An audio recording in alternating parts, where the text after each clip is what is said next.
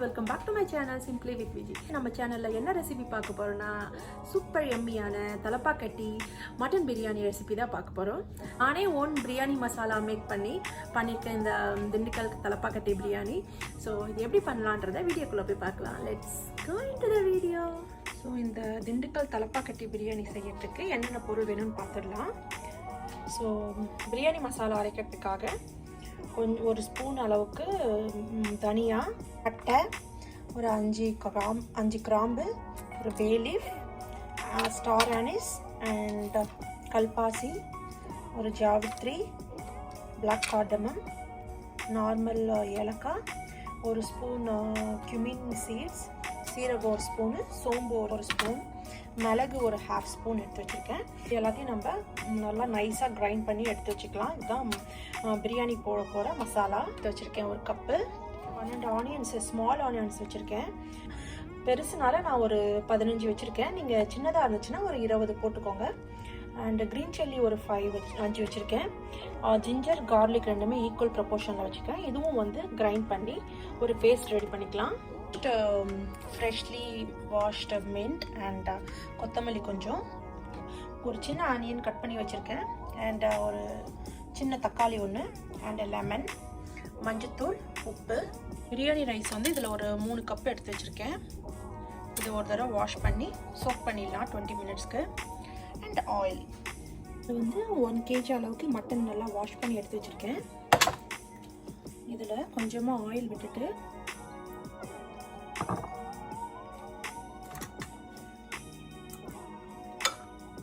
ஒரு ஸ்பூன் அளவுக்கு தயிர் ஆட் பண்ணிக்கலாம்.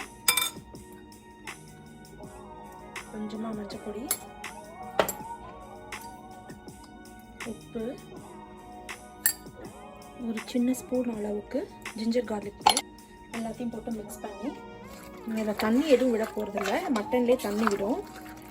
இது ஒரு 5 விசில்ஸ் வச்சுக்கிறேன். ஸோ தயிர், ஜிஞ்சர் கார்லிக்லாம் ஆட் பண்ணோன்னா இந்த மட்டனோட ஃப்ளேவர் ரொம்ப நல்லாயிருக்கும்.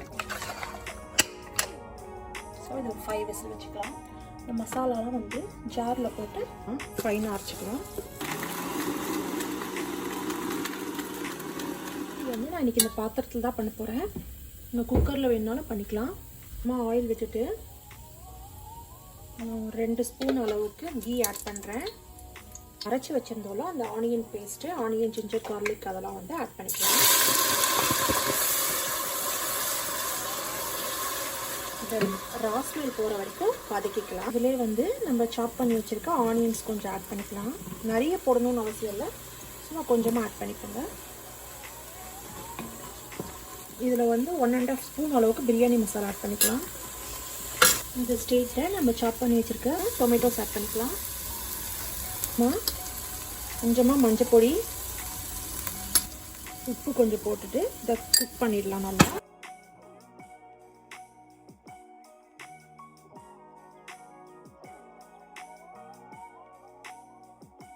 புதினா ஆட் பண்ணிக்கலாம். சாப் பண்ண புதினா, கொஞ்சமாக கொத்தமல்லி.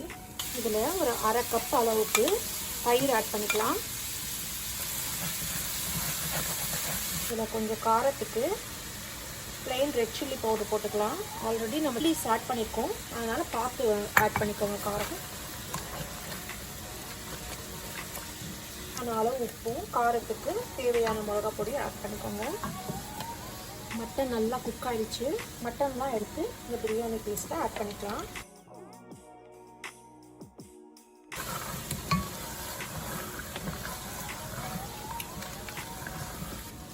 புதினாவும் கொத்தமல்லியும் திருப்பி இதில் கொஞ்சம் ஆட் பண்ணிக்கலாம். ஒரு 5 மினிட்ஸ் அளவுக்கு இந்த மசாலா வந்து இந்த மட்டனில் ஏறுற அளவுக்கு இதை அப்படியே தண்ணி ஊற்றாமல் மூடி வச்சு குக் பண்ணிக்கலாம்.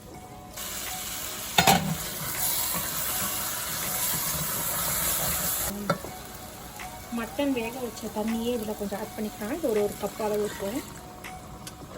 2, 3, இதில் வந்து நான் ஒரு 3 கப்பு போட்டிருக்கேன். ஸோ அதனால் ஒரு 4.5 கப்பு அளவுக்கு நான் வந்து தண்ணி விட்டுக்கிறேன். இந்த தண்ணி கொதித்த உடனே நம்ம அரிசி ஆட் பண்ணிடலாம். அதில் 1/2 லெமன் அளவுக்கு பிழிஞ்சு விட்டுக்கலாம்.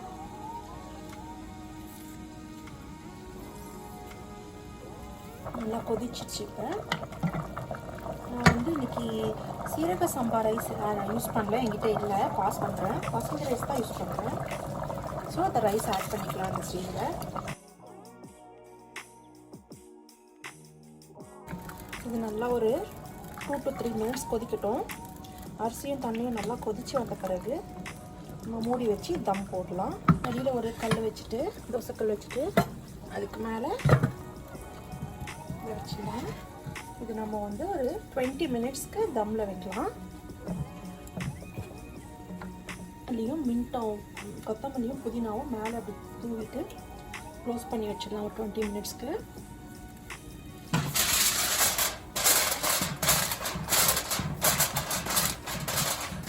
நல்லா ஃபாயில் பேப்பர் போட்டு நல்லா மூடி வச்சிடலாம். ஆனால் எதுனா பாத்திரம் இருந்தால் அதை மூடி வச்சுடுங்க மேலே. அப்படி இல்லைன்னா தண்ணி ஒரு பெரிய பாத்திரத்தில் வச்சு அதுக்கு மேலே வச்சிடலாம். நான் வந்து இந்த கேஸ்டைன் வெயிட் பாத்திரம் அதை வச்சு மூடிக்கிறேன். 20 minutes கழிச்சு இந்த பிரியாணி எப்படி வந்திருக்குன்னு பார்க்கலாம். பிரியாணி வந்து எப்படி வந்திருக்குன்னு பார்க்கலாம்.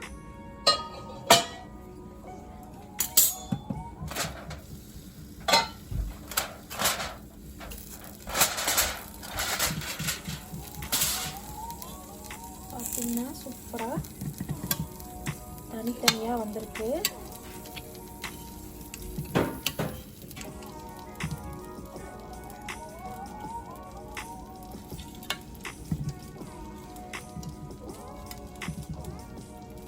பிரியாணி எப்பயுமே இப்படி சைட்லேருந்து எடுத்து விடணும். நடுவில் வச்சு மிக்ஸ் பண்ணிங்கன்னா உடஞ்சிடும்.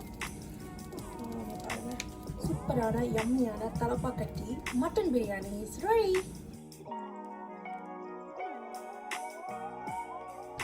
ஸோ சூப்பர் யம்மியான தலப்பாக்கட்டி மட்டன் பிரியாணி ரெடி. ரைத்தாவோட இது சாப்பிடும் போது சூப்பராக இருக்கும். Enjoy with your family. Super யம்மியான Thalappakatti biryani is ready. I hope உங்களுக்கு இந்த வீடியோ பிடிச்சிருக்கும்னு நினைக்கிறேன். பிடிச்சிருந்ததுன்னா நிறைய லைக்ஸ் கொடுங்க. இன்னும் என்னோட சேனலுக்கு சப்ஸ்கிரைப் பண்ணனா please do subscribe to my channel simply with Viji. நீங்களும் இந்த வீட்டில் ட்ரை பண்ணி பார்த்துட்டு எப்படி வந்திருக்குன்னு கமெண்ட் பாக்ஸில் கமெண்ட் பண்ணுங்கள்.